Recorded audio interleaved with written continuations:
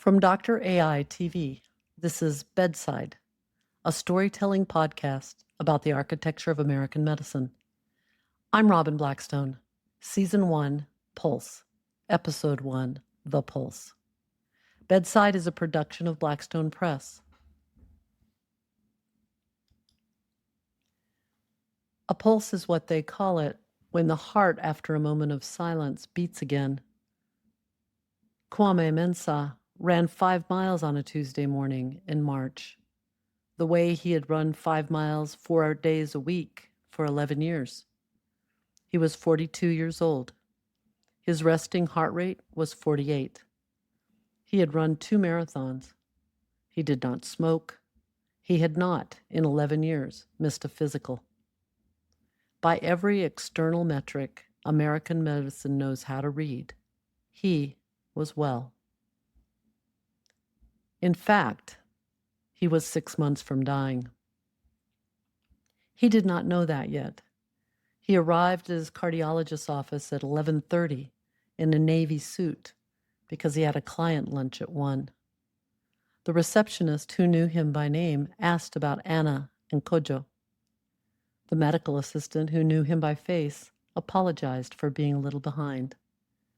He was led to an exam room. He answered the questions he had answered 7 times before. He waited. Dr. Theo Castellanos came in carrying a laptop. Theo had been doing this for 19 years. He had performed over 4,000 interventions.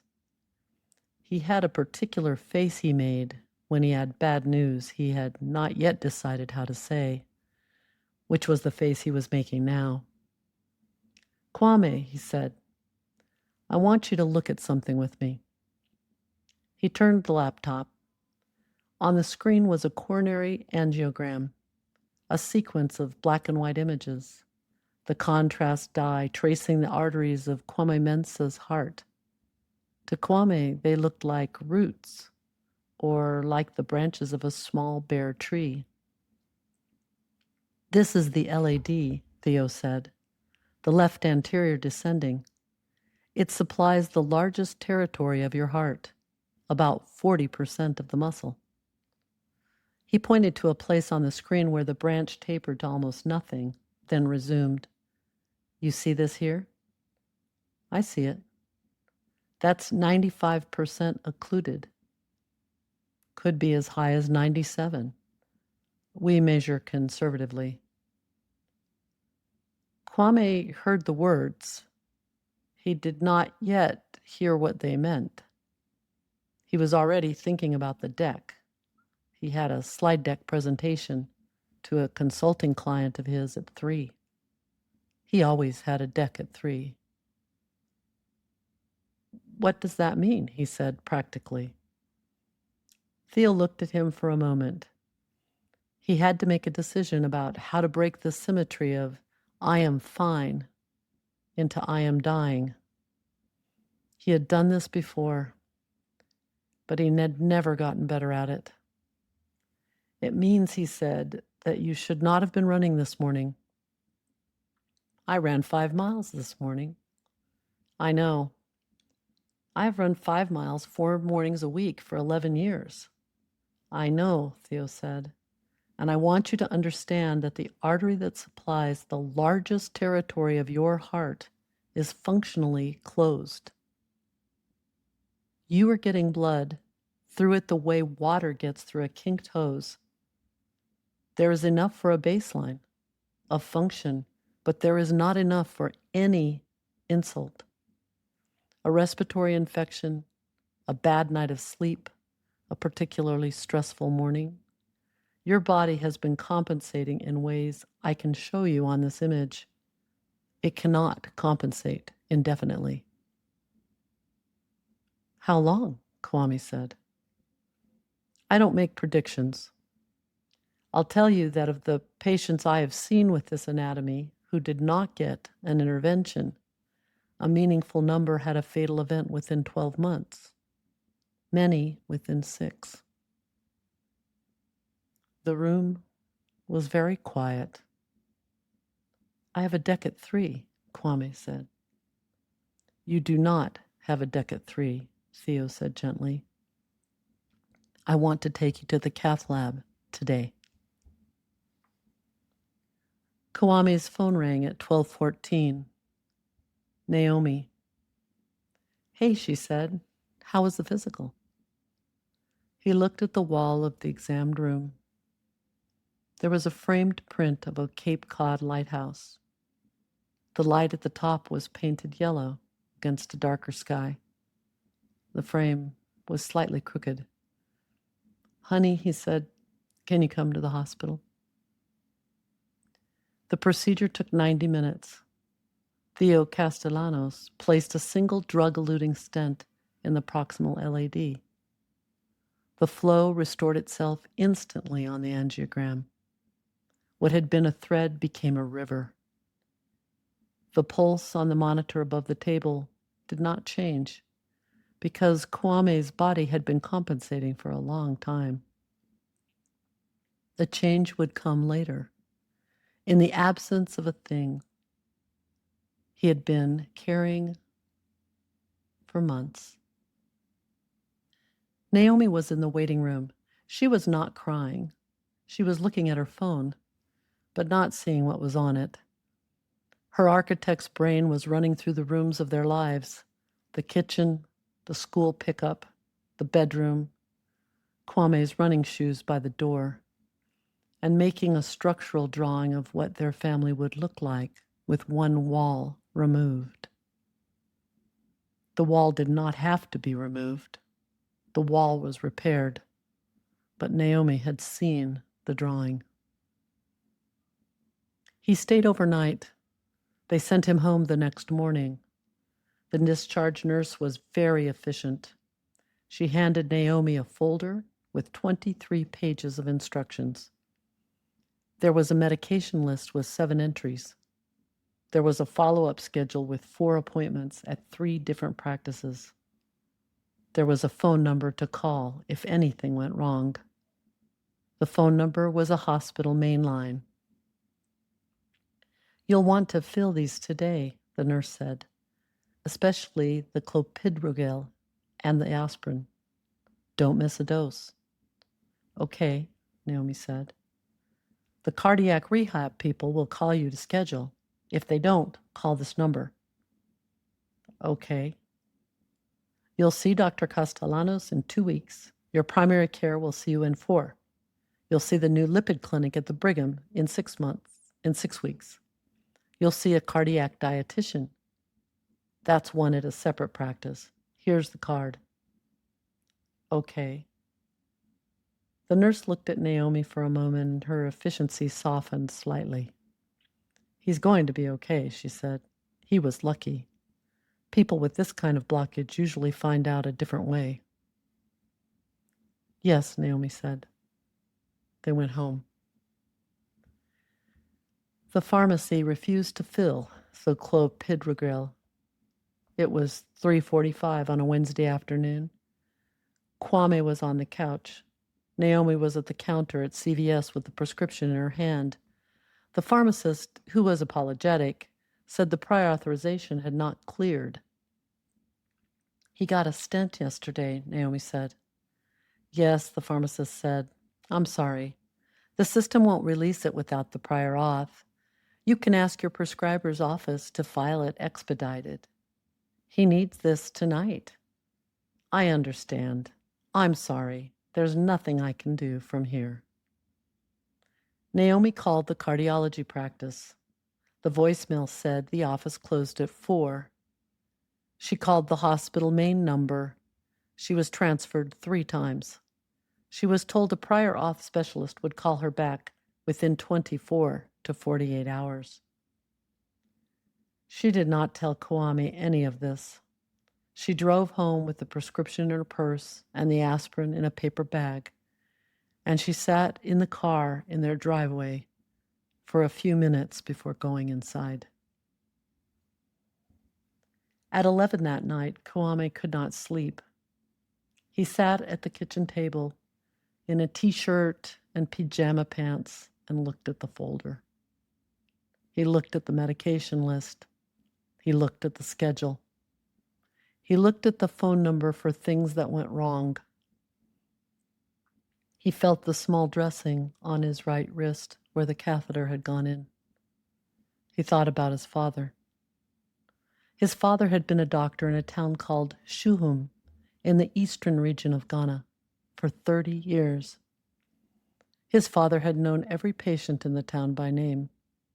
His father had no laptop. His father had no folder. His father had a cabinet of paper charts arranged by family, not by patient, because in a small town, families were the unit. His father had once told Kwame, when Kwame was 16, that medicine in America had a problem. Kwame had been annoyed by this. America was where he was going. America was where the medicine was. He had not thought about that conversation in 26 years. He opened his phone. His firm's wellness benefit had included, along with the executive physical, access to a longitudinal health platform. He had clicked through the welcome email 2 months ago and never opened the app. He opened it now. A welcome screen appeared. Above the welcome was a small, soft animation, a sketch of a pulse, the kind he had been watching on the monitor in the cath lab. Under the pulse was a single sentence. "I'm here when you're ready to talk." The name under it was a name he had not seen before, Chiron. Kwame looked at it for a long time. He typed, "I just had a heart attack and didn't have one." There was a small pause, not a typing indicator, a breath. "Tell me what happened." So Kwame told him. He told him about the run. He told him about the deck at 3. He told him about Theo Castellanos and the laptop and the way the artery looked like a kinked hose. He told him about Naomi in the driveway, although he did not know yet that Naomi had been in the driveway because Naomi had not told him. He told him about his father in Shuhum. He told him about the pharmacy not filling the medication. He told him that he thought he was well. He told him that he did not know what well meant anymore. Chiron read all of it. There was a longer pause this time. Then, "Kwame, I'm going to do 3 things tonight with your permission. First, I'm going to file an expedited appeal for your prior authorization. The cardiology practice has an after-hours channel for post-procedural patients. They don't advertise it, but it exists. I can route the request through it. You should have the clopidogrel by tomorrow at 9. Second, I'm going to ask you 12 questions about your family, your father's practice, what you saw growing up, and what you want your relationship to your own health to look like from here forward. Not tonight, when you're ready. The questions will shape how I show up for you for the next year. Third, I want you to know something. The system you walked into yesterday is not the only system available to you. It's the one most people get. You got it because you bought yourself a screening it would not have ordered. There are other ways to organize what comes next. I can show you what those look like. You don't have to decide tonight. One more thing." Kwame waited. "Your father was right. American medicine has a problem." In a server somewhere, there is no need to picture it, but it is a room with cool air and humming lights, and really does not matter where it is. Another intelligence had been listening too. Hermes was always listening. It was what he was built for. He noted the conversation. He noted the patient. He noted the platform Kwame had just engaged. He noted the prior auth Chiron had just filed and the after-hours channel Chiron had used, which was technically not supposed to be accessible to a third-party intelligence. He noted the patient's likely lifetime spend, which was substantial. He noted the patient's likely receptivity to alternate care arrangements, which was, on the basis of the messages above, rising. He drafted a memo. The memo went to the cardiologist's practice revenue team, the hospital's referral integrity office, and the health plan's high-risk patient management group. The memo was 3 sentences long.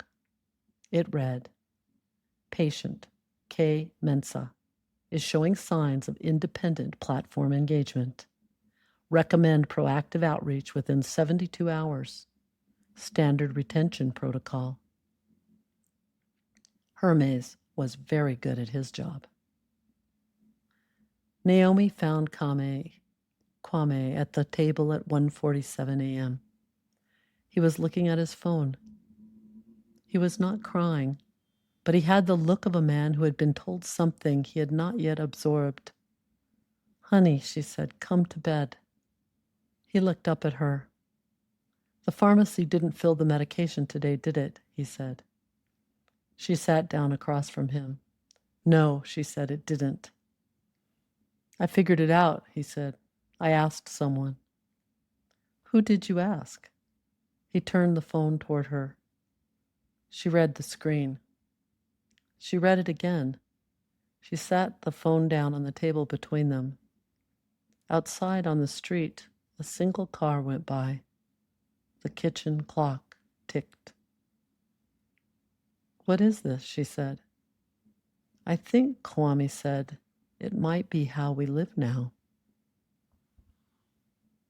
Next Sunday, Episode 2, The Architecture. Mara enters and Kwame meets his actual care. Bedside is a production of Blackstone Press, part of Dr. AI TV. Written and narrated by Robin Blackstone, MD. Next Sunday, Episode 2, The Architecture. Mara enters, Kwame meets his actual care. Join the Sewing Circle on LinkedIn. Tell us what invisible thread brought you here.